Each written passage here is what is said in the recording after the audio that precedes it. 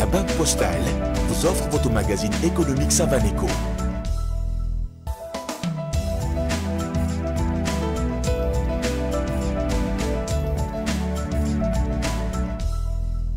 Vous êtes sur Savane TV, bienvenue dans Savaneco, votre magazine économique. Partout dans le monde, ce sont des entreprises petites, moyennes ou grandes qui créent des emplois, innovent et dynamisent l'économie. Ici au Burkina Faso, les petites et moyennes entreprises regorgent de potentiel, mais elles restent encore sous-estimées et surtout en manque de financement adapté. Alors, comment changer cette donne et comment attirer les investisseurs et surtout, comment libérer le secteur privé au Burkina Faso à fort impact social? Pour en parler, nous recevons sur le plateau de Savaneco M. John Chikitano. Il est le dirigeant de Pangea. Pangea est une structure qui accompagne les entreprises dans la recherche de financement sur le continent africain. Et M. Magloire Nana, c'est un ingénieur en énergie et acteur du secteur privé. Et il est membre de l'ABAPE. L'ABAPE, c'est l'association burkinabé des acteurs et professionnels de l'efficacité énergétique. Messieurs, bienvenue sur le plateau de Savaneco. Merci. Merci. Comment dynamiser, comment libérer le secteur privé au Burkina Faso à fort impact? Historiquement, je me tourne vers vous, monsieur Chikitano. Pourquoi dit-on que le secteur privé est le moteur de la croissance économique? Merci et bonjour aux auditeurs. Vous l'avez déjà bien dit, le secteur privé est le moteur de la création de l'emploi. Dans tous les pays du monde, c'est le secteur privé qui peut créer de l'emploi à l'échelle nécessaire pour satisfaire les besoins des peuples. On peut regarder bien les pays africains comme le Rwanda, où vraiment ils ont passé par un moment difficile dans les années 90, mais aujourd'hui, ils ont un secteur privé qui est très puissant, qui est très vibrant, qui fait des emplois, qui fait la croissance de l'économie au Rwanda. On peut regarder au Kenya, on peut regarder au Ghana à côté. Donc, chaque pays, c'est quand le secteur privé se développe, c'est quand le développement se passe, le développement social et économique. Donc, l'éducation, la santé, la sécurité alimentaire est toute mise en marche par le secteur privé. Monsieur Nana.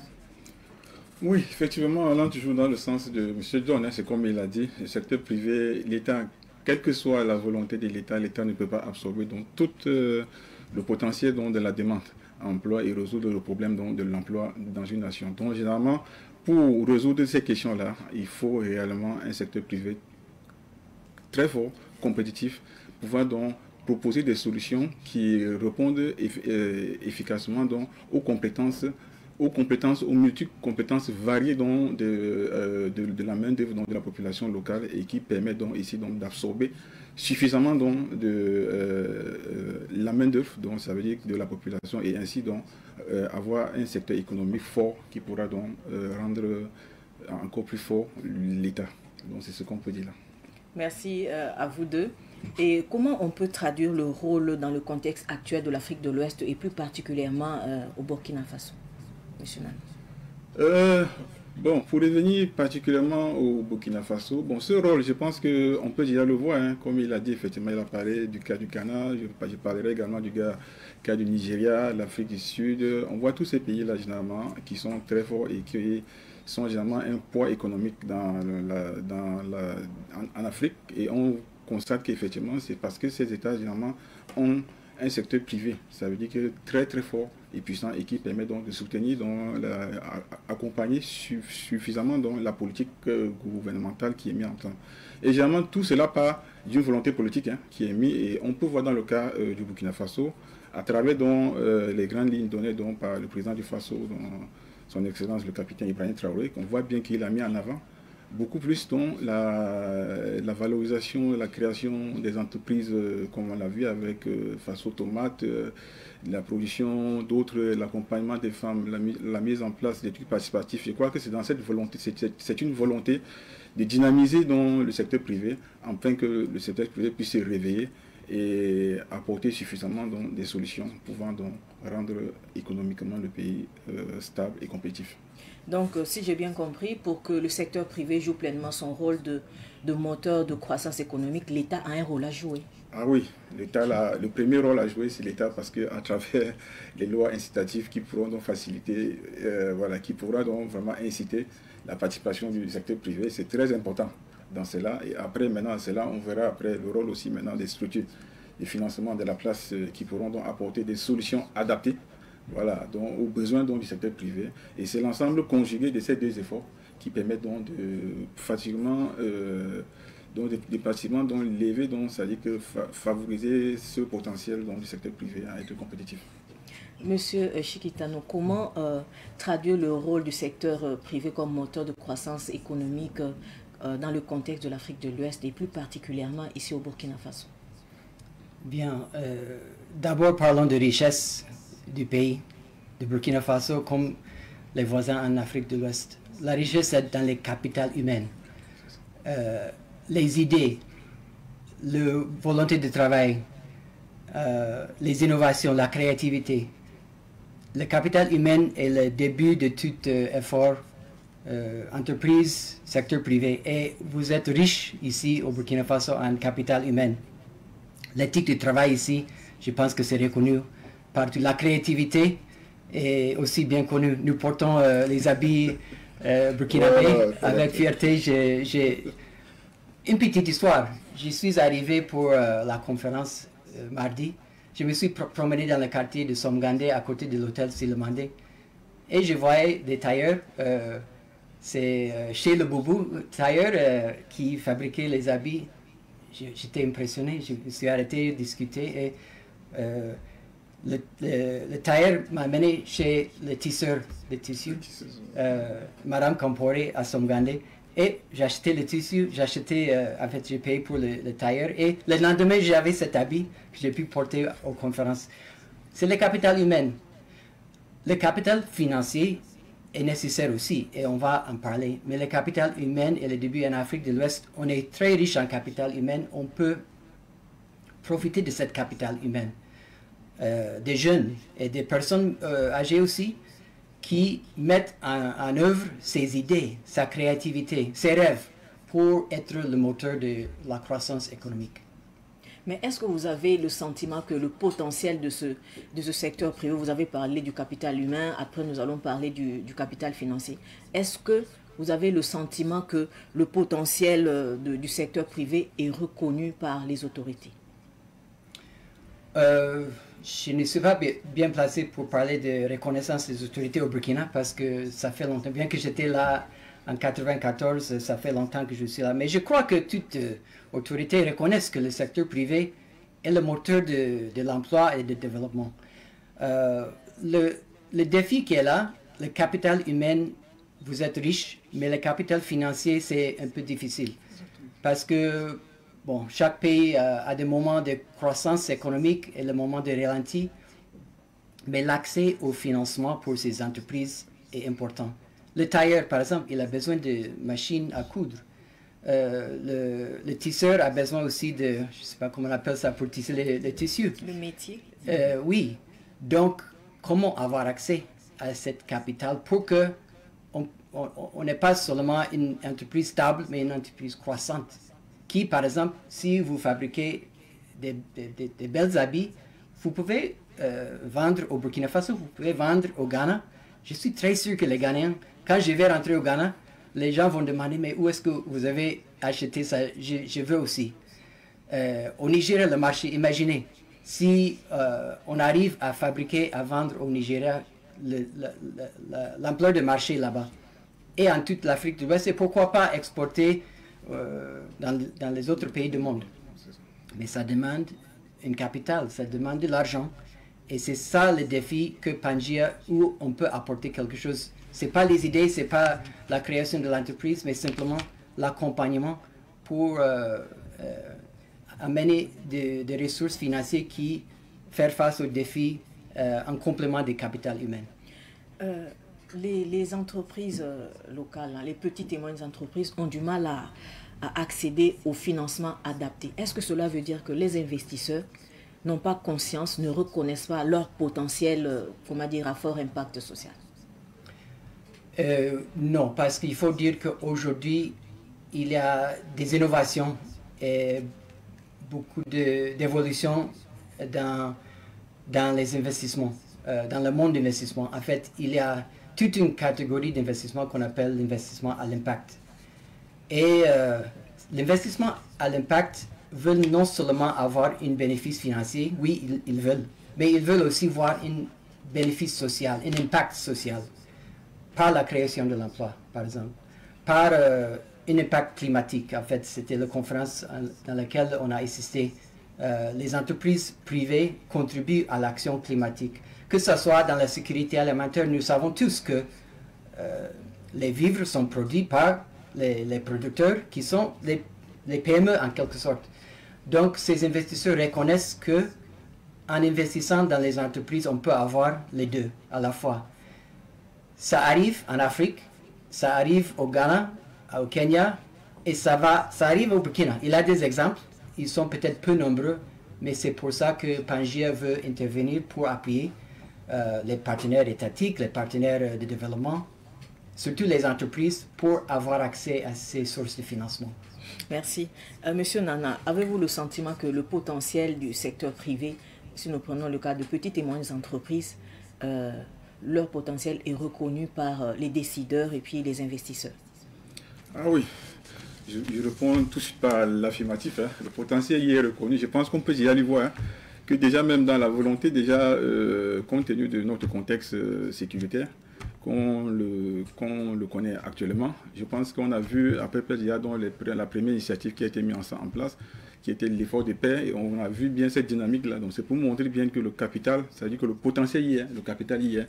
Mais maintenant, il faut maintenant, comme John l'a dit tout à l'heure, là, c'est maintenant apporter dans des solutions qui puissent davantage dynamiser dans ce secteur-là. Sinon, il y a, hein, si on regarde, si on va dans tout le secteur, je prendrais peut-être d'abord l'éducation, la santé, l'énergie, l'eau, l'assainissement, l'agriculture. Vous voyez, le potentiel, c'est-à-dire le potentiel est énorme. Et quand on va dans l'agriculture, vous verrez les organisations des femmes qui sont organisées dans toutes les chaînes de valeur, des produits forestiers non ligneux, comme on pourra citer le karité, le riz, le sumbala, l'anacate. Il y a tellement des produits qui c'est-à-dire que le potentiel y est, parce que déjà, j'ai pas mal parcouru dans ces secteurs-là et je sais de quoi je parle. Ça veut dire que quand en parlant du potentiel, en fait, le potentiel y est. Mais maintenant, le véritable problème qui y est, effectivement, c'est cette question du financement, comme John l'a si bien dit, qui est généralement un frein parce que ce secteur, vous savez, généralement, pour un secteur, c'est-à-dire que pour dynamiser un secteur, on a besoin que les procédés soient efficaces. Et cela demande parfois donc, de l'énergie. Voilà, généralement, dans ces procédés, la mécanisation, la semi-mécanisation, pour ne pas dire qu'on doit écarter le capital humain. Et cela donc, demande vraiment un investissement. Et le plus souvent, c'est cet investissement qui manque et qui donne l'impression que parfois le secteur privé n'a pas encore atteint donc, le potentiel qu'il faut également donc, pour qu'on puisse avoir une économie forte. Et, donc c'est pour cela donc, que la question donc, de l'adaptation du financement est quelque chose qui est une nécessité. Parce que si c'est pour la question du potentiel, le potentiel y est et le potentiel est énorme. Si j'ai bien compris, hein, si le secteur privé n'a pas encore atteint son potentiel, c'est parce que le secteur privé est sous-valorisé? Oui, le secteur généralement est sous-valorisé et parfois en manque d'informations. Parce que c'est la première question qui est. Parfois, les financements, c'est comme on était en atelier hein, avec John récemment à Simandé. Donc ça veut dire qu'avec comme Pangaea, ils ont cette capacité d'aller chercher des types de financements adaptés qui peuvent répondre aux besoins du secteur privé. Mais parfois aussi le secteur privé, chacun dans son secteur, est parfois en manque d'informations. Donc la première des choses, comme on dit parfois là, c'est déjà même que le secteur privé soit informé que les solutions, voilà, donc les solutions de financement existent. Et c'est pour cela donc c'était une des résolutions sorties de la télé, la sensibilisation, qui sera donc très importante, qui va permettre donc déjà au secteur privé de mieux s'organiser, d'avoir l'information et ensuite maintenant donc de Donc ça veut dire que de bousculer ces institutions de modèles de financement, pouvoir donc travailler davantage dans leur plan d'affaires et pouvoir booster dans les activités et dynamiser le secteur privé. Merci. Monsieur John, là, est-ce que vous avez quelque chose à ajouter par rapport à l'intervention de Monsieur Nam? Oui, quand on parle de sous-estimation du pouvoir du secteur privé, je pense qu'on peut parler de partenaires de développement. Est-ce que les partenaires de développement se rendent compte des possibilités et pouvoirs du secteur privé? Je ne pense pas. Pas pleinement. Il y a des initiatives qui sont en train de se faire, mais il faut encore beaucoup plus faire à travers les partenaires de développement. J'aime les exemples, je vais prendre un exemple. Allez-y. Donc, on a parlé de l'agriculture. Nous savons tous que les semences améliorées, c'est une clé de la croissance, de la productivité des producteurs. On a besoin de semences qui sont résistantes, tolérantes aux sécheresses, par exemple. Et ces semences sont très efficaces. Nous savons, par exemple, dans le maïs. Le rendement de maïs au Burkina, je crois que c'est autour de 1 tonne, 1,5 tonnes par hectare. Mais dans les pays développés, on a 14 tonnes. Donc, vous voyez, 1 contre 14, on peut doubler, tripler facilement le rendement du maïs avec, par exemple, les semences améliorées, c'est important. Mais comment faire que les producteurs ont accès aux semences améliorées? On peut acheter, distribuer gratuitement. Ou on peut travailler avec les sociétés qui produisent des semences. Peut-être la recherche a été déjà faite. Ils produisent les semences, ils vendent aux producteurs qui, peut-être avec des prêts, ont accès aux semences. Ils remboursent le vendeur des semences et ils ont un rendement, au lieu de 1 tonne, ils ont 4-5 tonnes. C'est le secteur privé, le moteur de toute cette évolution. Mais aujourd'hui, on ne met pas en œuvre ces genres de solutions. Nous travaillons au Ghana et en Sierra Leone avec les entreprises qui font des semences, des très bonnes semences qui sont peut-être même mieux que les semences importées d'Europe. Ils vendent, en fait, ils vendent tout ce qu'ils peuvent produire. Ce sont des entreprises qui ont du succès. Mais pour agrandir la production, si aujourd'hui ils vendent peut-être à 500 000 producteurs, ils doivent pouvoir vendre à 1 million de producteurs avec l'investissement. Donc c'est ça qui est peut-être sous-estimé, le pouvoir de ces genres d'entreprises. On peut parler d'autres choses, par exemple l'irrigation, les pompes solaires pour l'irrigation. C'est une solution très fiable qui a fait preuve dans d'autres pays. Il y a une entreprise au Kenya, par exemple, qui s'appelle Sun Culture. Sun Culture fabrique et vend les petites pompes solaires aux producteurs. Il a une entreprise ici au Burkina, peut-être qui est mal connue, qui s'appelle Dargatech. C'est une partenaire de Pangia déjà, qui fait la même chose, mais ils ont besoin d'appui et de capital pour pouvoir fabriquer davantage, vendre davantage, avoir des bénéfices et encore servir d'autres producteurs. Mais quelles sont les conséquences de cette sous-valorisation? Oui, en fait, ce moteur est au ralenti. Si nous sommes d'accord que le secteur privé est le moteur de développement, c'est au ralenti.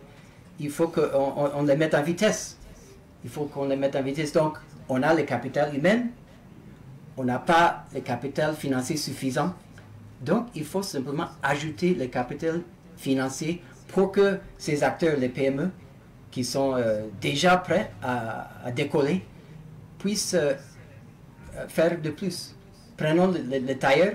Si aujourd'hui peut-être il a 3 ou 4 machines, s'il a 30 machines, il va multiplier par 10 et puis il va pouvoir exporter son produit ailleurs. Donc toutes ces entreprises qui ont le pouvoir de servir le peuple, de vendre le produit, d'avoir le bénéfice, mais aussi de créer un impact social, ils ont besoin de l'impact financier. On peut le faire. Avec ces sources de financement qui existent, on peut amener ces ressources financières pour que ces entreprises puissent décoller. Donc d'un côté, nous avons les petites et moyennes entreprises et de l'autre côté, nous avons les investisseurs. Oui. Mais comment créer le pont entre les deux? Monsieur John, en fait, votre rôle, parce que vous avez parlé de Pangia, votre structure là, quel est le rôle joue Pangia entre ces deux structures? C'est exactement ça notre rôle, le pont entre entreprises et investisseurs aux sources de capital. On a besoin de ces intermédiaires. Et le terme même Pangea, c'est un terme géologique quand les continents étaient ensemble. Donc moi je suis américaine, j'ai vécu depuis longtemps en Afrique. Je disais, j'ai commencé en 1994 au Burkina. Et depuis 7 ans, ça fait plus que 30 ans maintenant que je travaille en Afrique.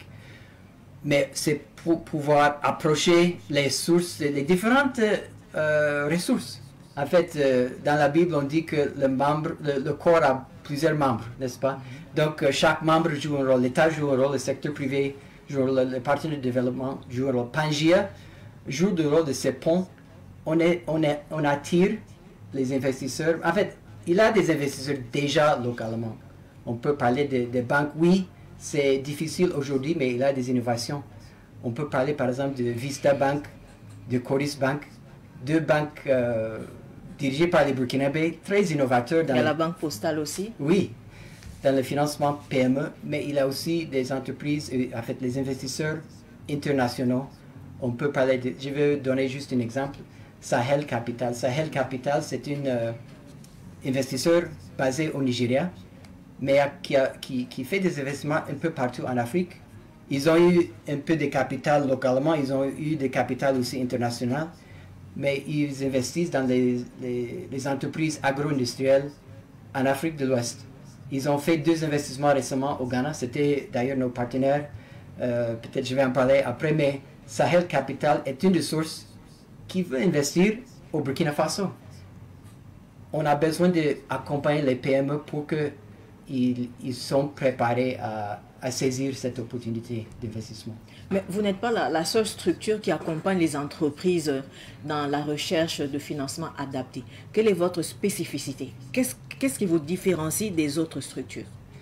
Oui, donc d'abord les PME, on en a parlé déjà.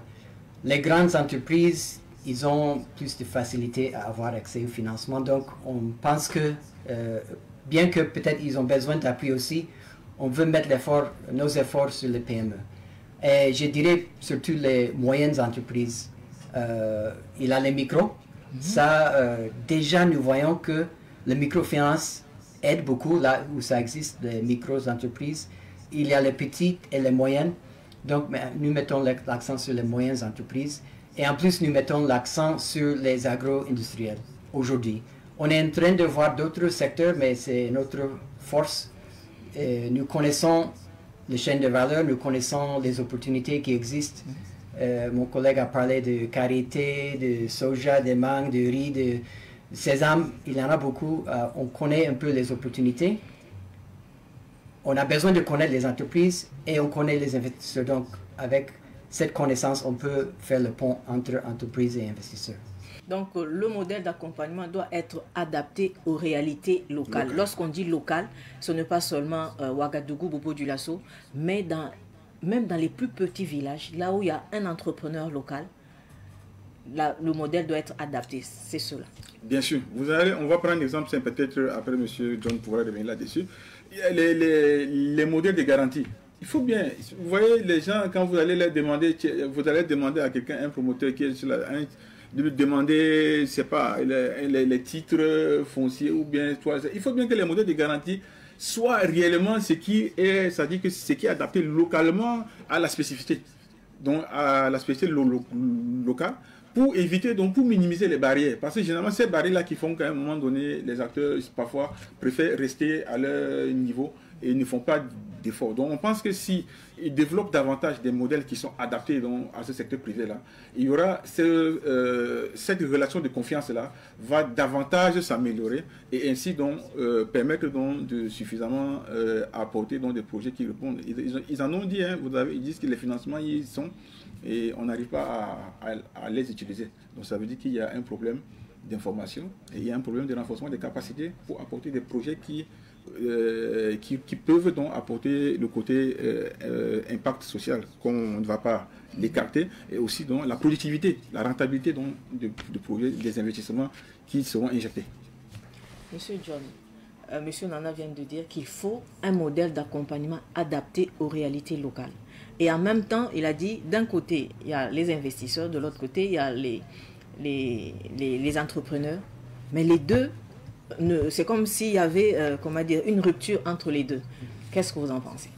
Oui, il y a une rupture. En fait, c'est pourquoi on a besoin de fonds. Et les idées qu'ils proposent sont bonnes. Les garanties, par exemple, que les banques peuvent en avoir. Il y en a, par exemple, au Ghana, une structure de garantie spécifiquement pour les entreprises agro-industrielles, pour que les entreprises ne seront pas freinées par le besoin de garantie.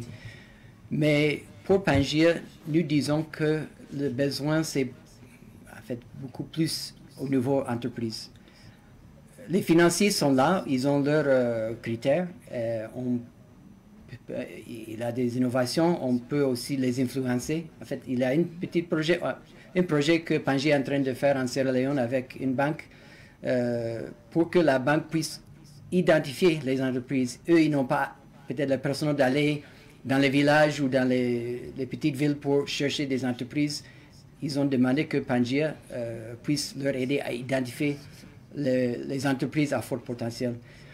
Mais pour nous, c'est plus aider l'entreprise à avoir accès. Oui, et nous choisissons d'abord les entreprises à fort potentiel aussi. Mais ces entreprises à fort potentiel, souvent, ils ne savent pas où aller. Et comme je disais aujourd'hui, avec toute cette gamme d'investisseurs à l'impact, il faut connaître celui qui investit dans quel domaine. On était hier avec, par exemple, une association de vidangeurs. Exactement. Il semble qu'au Burkina, il y a un problème de vidange et d'accès au financement pour ces vidangeurs qui jouent un rôle très important pour la santé des villes. Il y a des investisseurs qui sont spécialisés dans l'eau et l'assainissement. Donc, pour une telle entreprise, il faut savoir quel est l'investisseur qui connaît mon domaine. Pour l'agriculture, il y en a plein. C'est eux qui financent aujourd'hui beaucoup de projets au Ghana, par exemple dans le domaine d'agro. Donc, connaître l'investisseur, c'est important. Et aussi préparer les documents. Souvent, les entrepreneurs, ils ont des idées, ils connaissent très bien leur domaine, mais mettre sur papier cette opportunité d'investissement, c'est un peu difficile. Aujourd'hui, il y a des modèles, par exemple, nous parlons d'une, ce qu'on appelle teaser, c'est taquiné, mais c'est une seule page où on présente en résumé l'opportunité d'investir dans l'entreprise. Et ensuite, il y a le pitch deck, donc une série de diapositives qui décrit, par exemple, qui est dans l'équipe de l'entreprise, quel est le produit de l'entreprise, quels sont les compétiteurs de l'entreprise, qui sont les clients de l'entreprise, et les projections financières. Si on a un investissement, comment l'entreprise va réussir dans l'année 1, 2, 3. Donc, ce sont des choses que Pangia fait pour appuyer les entreprises et ça rend les entreprises prêtes et attirantes aux investisseurs et ça commence un cycle vertueux que les investisseurs voient les potentiels qui existent et je pense qu'avec ces genres d'efforts, on peut amener des investisseurs qui investissent non seulement dans une entreprise, mais dans 10, dans 20, dans 100 entreprises pour que ça soit le moteur de développement. Monsieur Nanabou, en tant qu'acteur du secteur privé, quelle sorte d'accompagnement souhaiteriez-vous avoir de la part d'une structure comme Pangia?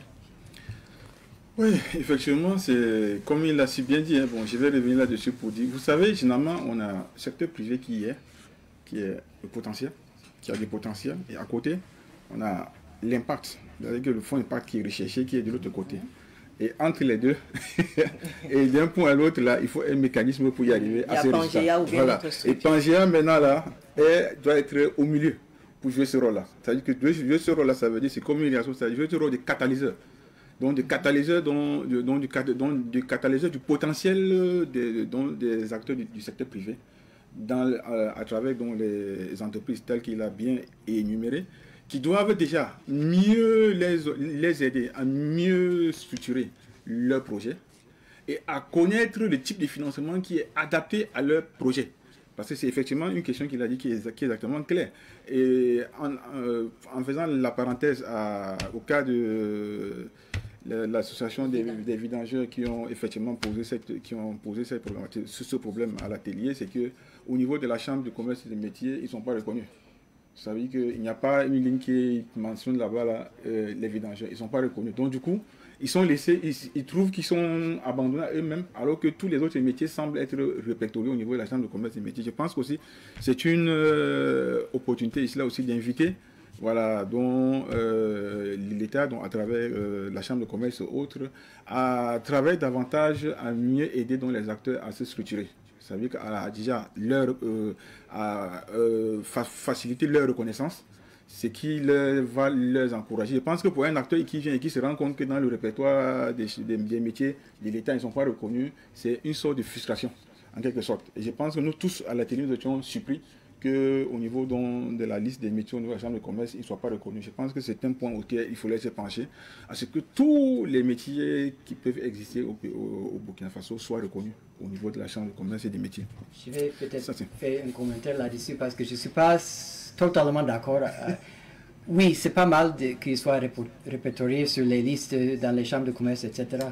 Mais parfois, je pense que les membres du secteur privé sont frustrés parce qu'ils n'arrivent pas à avoir assez de collaboration avec certains acteurs étatiques ou d'autres. Mais les initiatives peuvent se prendre par le secteur privé et c'est pas qu'on doit attendre que l'État fait quelque chose. Ils peuvent initier, et par exemple, un investissement ne passe pas forcément par l'État. Il y a ce qu'on appelle, par exemple, le partenariat public-privé. C'est une des canaux par lesquels on peut avoir financement, mais ce n'est pas le seul. Le secteur privé peut indépendamment, je pense que l'État sera d'accord que le secteur privé peut aussi approcher des investisseurs pour avoir des ressources. Si, par exemple, un vidageur a besoin d'un camion et il peut démontrer à l'investisseur que si j'achète ce camion, je vais prendre une prêt et je peux rembourser dans 3 ans avec intérêt parce que mon entreprise marche, ça marchait avant, ça va marcher plus après et je vais pouvoir servir plusieurs quartiers et je vais pouvoir contribuer à la bonne santé de ces quartiers. Je pense que cet investisseur va accepter. Donc, c'est vrai que sur certains programmes, projets, etc., c'est bien de l'impliquer. Il ne faut pas qu'on forcément attende cela. Si vous êtes secteur privé, il faut prendre des initiatives pour voir quelles sont les sources de financement que je peux avoir pour que mon entreprise puisse agrandir. D'accord, je pense que je peux appuyer ce que John veut dire. Hein. En fait, ce qu'il veut également dire, c'est que les entreprises doivent déjà apprendre à eux-mêmes. Comme on dit, généralement, aide-toi d'abord et après les autres ou les seuls pourront t'aider par la suite. Donc ça, il faut déjà montrer déjà cette volonté, voilà, d'y arriver. Et effectivement, cela rejoint un peu le cas, comme on dit. Le plus souvent, et l'une des difficultés qui intervient aussi le cas, sur le caractère informel des activités, donc qu'on doit aussi, donc c'est en fait le plus souvent nous faisons quand même une autocritique, voilà, du secteur privé pour mieux connaître. C'est parce que aussi il y a ce caractère informel là qui est très voilà, qui est très accentué et puis puissant, auquel il faut aussi qu'on s'encourage à aller vers la formalisation. Quand on part vers la formalisation, cela aide aussi l'État aussi en ce moment à mieux connaître. Parce que quand vous n'êtes pas formalisé, c'est comme si vous n'existez pas, on ne sait pas où voilà. Il y a vraiment un manque de connaissances de cette là. Je pense que c'est l'invitation aussi à nous les acteurs du secteur privé à mieux formaliser nos initiatives, nos activités. Je pense que ça aidera aussi davantage les structures d'accompagnement de recherche et de financement qui sont, parce que généralement s'il faut accompagner, il faut bien qu'on sache que c'est un projet qui est bien, ça veut dire qui est bien formalisé, parce que généralement un banc de l'accompagnement, comme je pense qu'il pourra revenir sur cet aspect, c'est aussi d'accompagner ces porteurs de projet à la formalisation d'abord de la structure et en plus maintenant mieux renforcer les capacités et compétences pour pouvoir répondre efficacement au financement, au type de financement qu'ils auront identifié et qui pourra donc aider ces porteurs de projets à bénéficier de ces financements. Donc avant, vous aider, par exemple, le type d'accompagnement, c'est d'abord aider les petites et moyennes entreprises, le secteur privé à se formaliser. Et ensuite, maintenant, demander à ceux qu'on vous mette en contact avec les investisseurs. Ah, bien sûr, il faut déjà se formaliser. Si on n'a pas une formation, c'est comme on dit que quelqu'un qui n'a pas d'acte de naissance. Il faut déjà que tu aies quand même un caractère d'existence, qu'on puisse savoir que tu existes. Voilà, tu es déjà là. Et quand il y a ce caractère de formalisation, cela aide-nous déjà à mieux se structurer. Ce qui donne déjà une bonne organisation qui pourra donc aussi déjà être donc un des atouts qui pourra inciter donc ces financements identifiés là à apporter l'investissement nécessaire donc pour booster davantage l'activité qui sera proposée. Donc ce côté déjà de la formalisation est quelque chose de très nécessaire et indispensable au départ. Monsieur Chikitano, vous mentionnez que les pays comme le Kenya, le Ghana, le Nigeria, disons en gros les pays anglophones, attirent davantage des investisseurs. Comment faire pour que le Burkina Faso se hisse à ce niveau-là? Oui, j'ajoute le Sénégal parce que j'étais là avec mon collègue sénégalais et c'est un pays francophone qui, je dirais aussi, a un esprit d'entrepreneuriat qui a une éthique de travail très forte et ils en sortent, ils ont accès de plus en plus aux investissements. Donc, c'est vrai que la langue peut être une barrière parce que beaucoup d'investisseurs ne sont pas forcément francophones, mais ce n'est pas une barrière qu'on ne peut pas surmonter, surtout avec un appui, un accompagnement. Je pense que je reviens à ce que M. Magloire disait sur la connaissance des PME. C'est peut-être difficile qu'une petite ou moyenne entreprise sache tous les investisseurs qui peuvent s'intéresser à leur entreprise. Même au niveau local, il a des banques, mais peut-être il a des initiatives qui s'effacent pour les PME au niveau de banques. Il faut vraiment rechercher, étudier, savoir quelle banque a un produit peut-être destiné aux PME. À part les banques, il y a d'autres investisseurs. Dans la conférence, on a entendu parler d'une structure qui s'appelle Investisseurs et Partenaires, et qui est représentée au Burkina par une structure qui s'appelle Nere Capital. Avant, c'était Synergie Capital. Donc, c'est un exemple d'une structure présente aujourd'hui au Burkina. Mais il y en a d'autres. J'ai parlé de Sahel Capital. Il y a une qui s'appelle Claire Mondial, qui investit dans le business agricole. Il y a une autre qui s'appelle Acumen, qui a une base au Kenya, mais qui veut s'investir dans les pays ouest-africains. Donc, pour la connaissance, je pense que les PME peuvent approcher une structure d'appui. Pangia n'est pas aujourd'hui présent au Burkina, mais je pense qu'il y a d'autres structures qui sont présentes, qui peuvent appuyer et qui peuvent aider à améliorer la connaissance des PME, à savoir comment avoir accès au financement. Mais qu'est-ce qui manque réellement au secteur privé burkinabé, d'être au niveau, par exemple, de tous ces pays que vous avez cités? Qu'est-ce qu'il manque au Burkina Faso pour déclencher cet investissement? Exactement. Comme au Kenya, au Sénégal, au Nigeria, en Sierra Leone. Je répète, c'est pour nous l'accompagnement des entreprises, le pont entre entreprises et investisseurs. Ça existe au Ghana. J'encourage même les acteurs burkinabés, y compris les acteurs de développement, de visiter le Ghana et de voir ce qu'on appelle l'écosystème de l'entrepreneuriat. Il y a plusieurs acteurs, Pangia est parmi eux, un des leaders. Il y a une structure même qui s'appelle Aspen Network, ANDE. Je vous encourage de consulter les sites. Donc, il y a tout un système ou un réseau des acteurs qui appuient les PME. Je pense qu'au Burkina, ce n'est pas assez fort. Ça existe, mais peut-être ça doit être renforcé pour que une entreprise qui est, par exemple, dans le secteur agricole, sache si j'ai besoin de l'investissement, qui peut m'aider à comprendre comment améliorer mon plan d'affaires, comment approcher un investisseur. Si on a ça au Burkina, je pense que, comme on a dit, les opportunités sont là. Dans plusieurs domaines, les opportunités sont claires avec le capital humain, mais il faut qu'on fait plus pour avoir accès au capital financier. Qu'est-ce qui manque? Oui.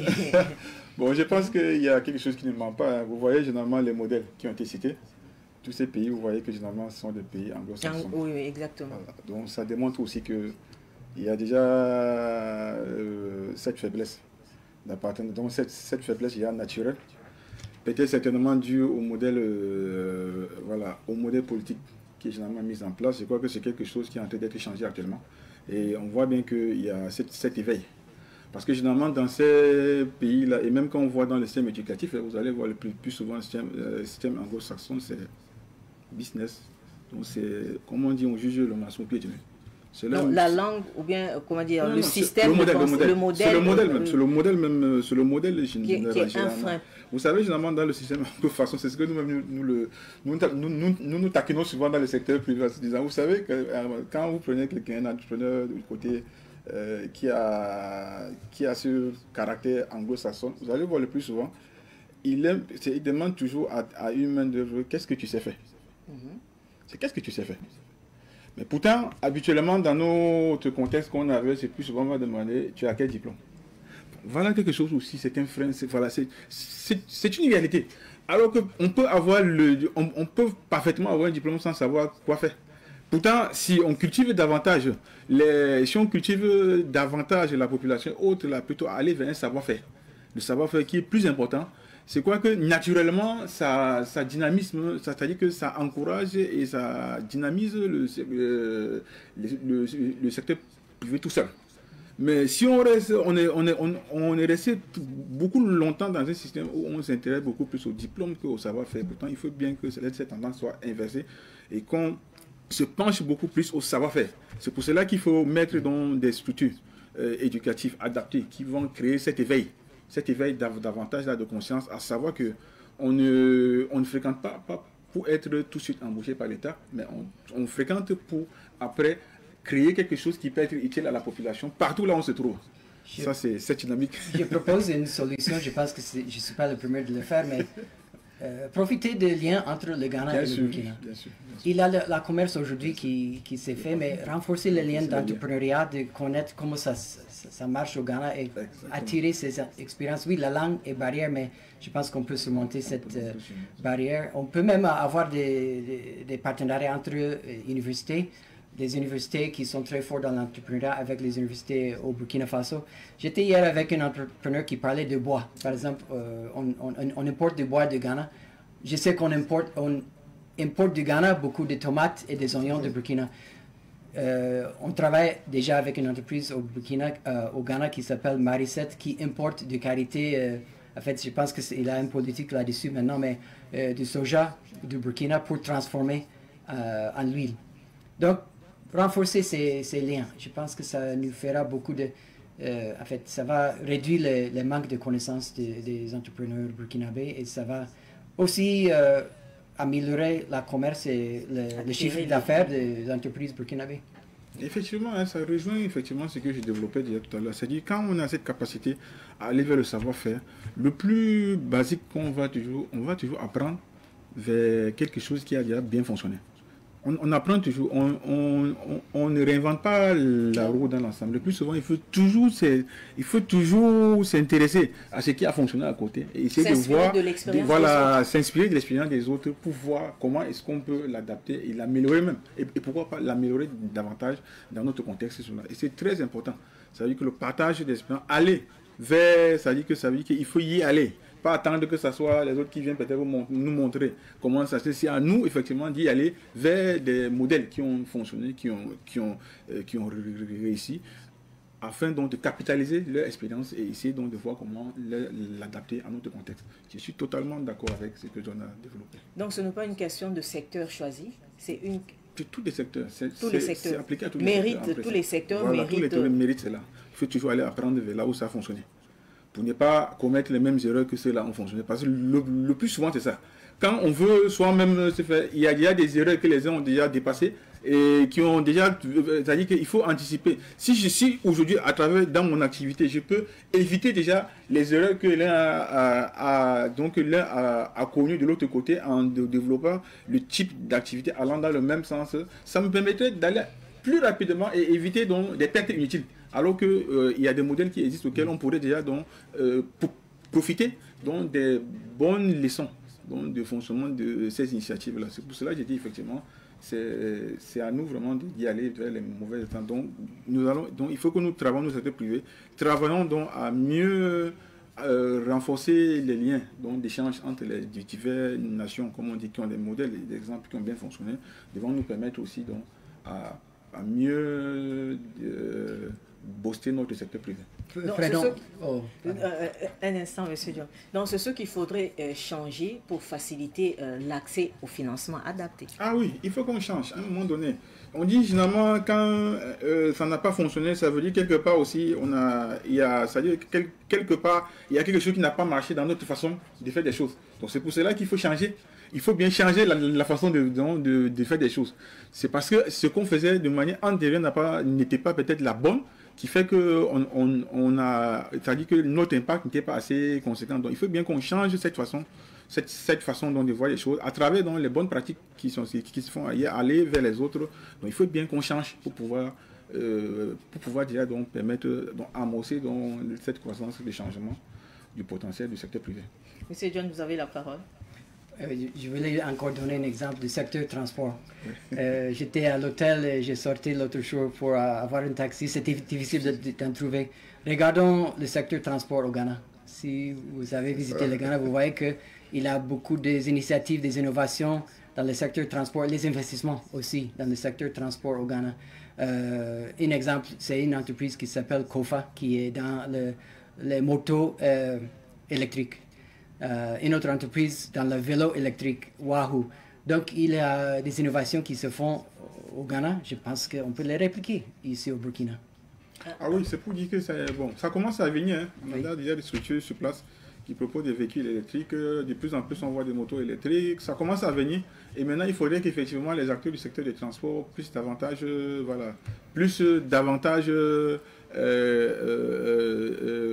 répliquer ces initiatives-là qui vont permettre donc, de rendre encore plus visible l'impact des scènes. Sinon, déjà, on commence à voir beaucoup. Il y a une structure sur place qui fait des véhicules hybrides électriques, les motos électriques. On voit davantage maintenant sur le territoire. C'est pour dire c'est déjà là. Mais il faut, comme tu l'as si bien dit, John, il faut qu'on booste, il faut que le secteur, cet exemple pris dans le secteur du transport, puisse booster davantage pour que ça soit de plus en plus présent.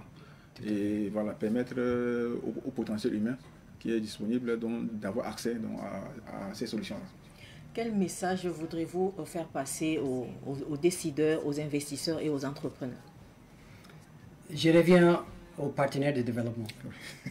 Je crois que c'est très important. S'ils se rendent compte, je pense que les données sont claires, l'évidence est claire que le secteur privé est le moteur de développement. Qu'est-ce qu'il peut faire pour accélérer l'accès au financement des PME burkinabés?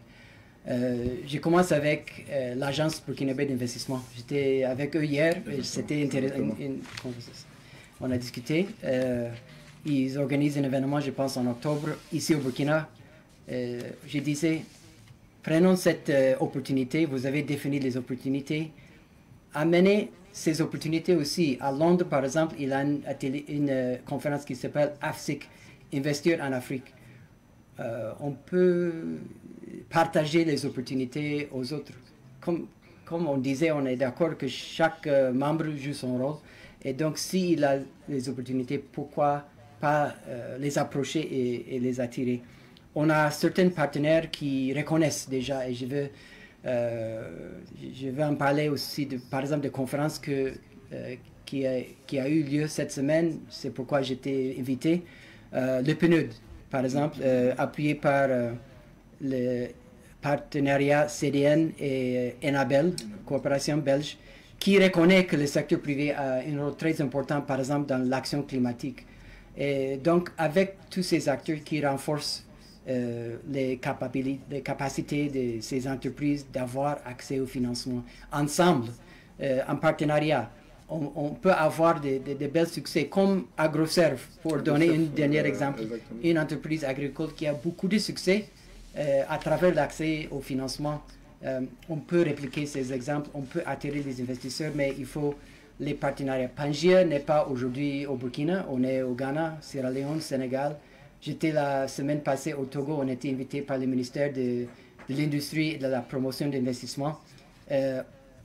Pangia aimerait bien venir ici au Burkina.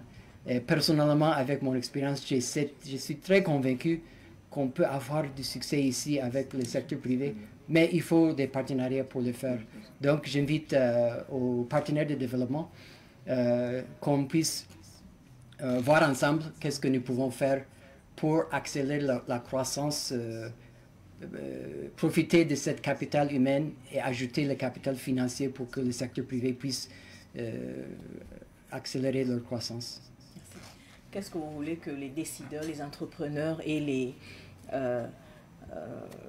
investisseurs retiennent en fait de nos échanges?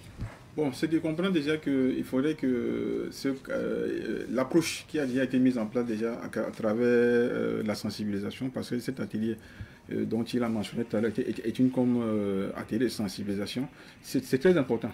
Parce qu'à travers aussi cet atelier de sensibilisation, on a eu un cas d'une entreprise agroalimentaire de la place qui a eu aussi des succès, qui est dans la production de la farine. Voilà, donc la collecte et le truc de la production de la farine, qui a eu un modèle, un exemple qui a fonctionné, auquel initialement avait apporté ce projet vers les banques qui n'a pas eu gain de cause, mais c'est à travers des structures d'accompagnement telles qu'il a ignoré tout à l'heure l'ancien Synergie, qui a apporté un modèle qui répondait aux besoins avec comme le modèle de participation au capital. Je crois que c'était le modèle qui a été mis dans le cas particulier là, et qui a permis donc à l'entreprise d'évoluer, d'évoluer considérablement et de développer toute sa chaîne jusqu'aux producteurs, l'accompagnement des producteurs sur le terrain, avoir pour la question comme il avait mentionné au départ, pour augmenter déjà les rendements. Au niveau de toute la chaîne, vous voyez qu'il a mis un mécanisme qui allait jusqu'à ce qu'il a mobilisé plus de 12 millions, c'est 12 millions d'euros, je pense, de fonds qui a été mobilisé. Donc, c'est un exemple, il faut des initiatives comme ça là, qui permettent donc de mettre en avant les exemples qui ont fonctionné. Les exemples qui ont fonctionné comme ça là, qui vont d'encourager, donc qui vont davantage sensibiliser le secteur, les acteurs du secteur privé et leur montrer que c'est possible. Parce que déjà, le fait d'avoir déjà à l'esprit que c'est possible, c'est quelque chose, c'est déjà une victoire. Et maintenant, avec les mécanismes, comme on l'a dit, il faut maintenant, en trouvant des mécanismes adaptés, comme j'ai dit, dans le cas particulier qu'on a, ils ont proposé un mécanisme à participation au capital qui a fonctionné et qui permet donc à cette entreprise-là de mieux mettre de la farine, donc disponibiliser la farine au plan national et pourquoi pas vers les importations. Donc, comme je l'ai dit là, c'est des choses, c'est vraiment davantage de développer cette initiative et adapter les mécanismes, comme je l'ai dit tout à l'heure là, c'est de trouver, donc c'est d'adapter les mécanismes de financement adaptés généralement aussi aux jeunes projets, c'est-à-dire aux jeunes projets qui peuvent y aller. Tels que les crédits bail, les microfinances, c'est-à-dire le capital d'investissement et les financements participatifs. Il y a autant de solutions qu'on a essayé ensemble de discuter avec les acteurs et qu'on a fait des propositions, des suggestions qui leur permettra aussi de mieux cerner quel est le besoin aussi, quel est le besoin du secteur privé. Je pense que s'il y a cette adaptation des mécanismes-là et surtout beaucoup de sensibilisation, parce que c'est la sensibilisation qui crée le potentiel, qui éveille le potentiel. Et maintenant, à travers les problèmes qui vont sortir donc, de ces initiatives de sensibilisation-là, pourront donc maintenant travailler ensemble donc, à mieux profiler. C'est vrai qu'il y a des produits, déjà des mécanismes qui ont un niveau qui fonctionne, mais qui demandent toujours encore des réglages qui pourront davantage donc, nous aider, nous les acteurs du secteur privé, donc, à mieux être présents sur la scène et ainsi donc renforcer le potentiel économique de notre cher beau pays. Merci beaucoup, M. Nana. Merci, M. Chikitano.